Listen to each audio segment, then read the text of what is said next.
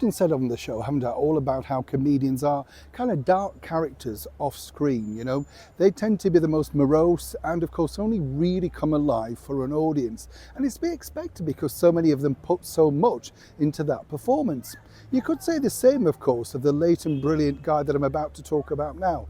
A man that everybody loves on both sides of the world, people might suggest, all around the world. Benny Hill. Now, I don't know about you, but I first came into sort of, how should we say, knowing who Benny Hill was, all thanks to Top of the Pops and, of course, his big hit single, Ernie the Fastest Milkman in the West. You see, Benny was seen as a little bit racy to watch when you're a child, you know, of that particular era.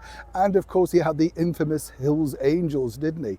But it's fascinating to learn, as I often say when I look back at interviews and stuff like that, how Benny, in fact, really wanted to be taken rather seriously. So much so he set his sights on being in something that is now almost as English as tea and crumpets, James Bond. Let me explain.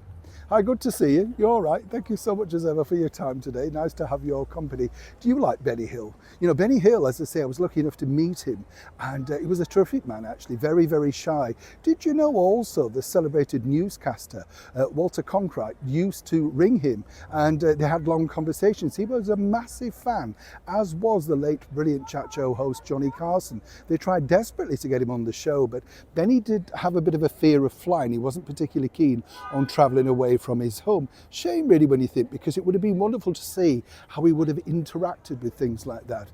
But Benny told me he only liked really being in characters. One a little bit like this, of course, playing the toy maker in the Ian Fleming classic Chitty Chitty Bang Bang for Cubby Broccoli. Right? Now, what's interesting when you talk to people, of course, who knew Benny, and Benny did reiterate this story to me, he also had a passion to be taken seriously as an actor, because obviously he created characters, and I think that really was the problem. He knew he could do other characters, a little bit like Dick Emery, you know, he could do that, but you know, you only want you to be the one thing. Well, according to Benny, the bottom line was this, that he agreed, of course, to appear in the splendid Chitty for Cubby Broccoli, the Bond producer, with this lure of the fact that they tried to find him some kind of baddie role in a forthcoming Bond, and everything was going rather splendidly.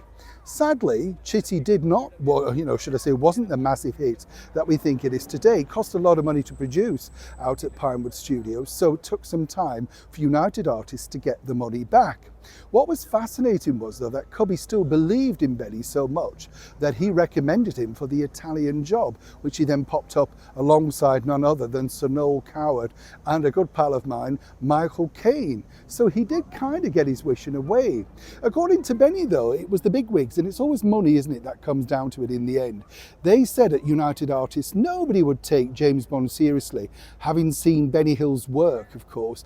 This is just pre-Thames, Thames TV, I might point out. And that's really where, after leaving the BBC, things truly did take off. They literally went through the roof, and the show was sold around the world, one of the biggest exports ever. But Benny said that actually he didn't hold it against Cubby Broccoli, but he did think that people were very short-sighted. And he told me another friend of mine also, Sir Bruce Forsyth, was very keen to play a baddie in Bond. And when you look at them both, you could see Bruce and Benny being very good, playing it straight. But sadly, in that particular era, you remained funny or you didn't simply work. And Benny decided to carry on making the world laugh for many more years to come. Neil Sean in the very heart of London.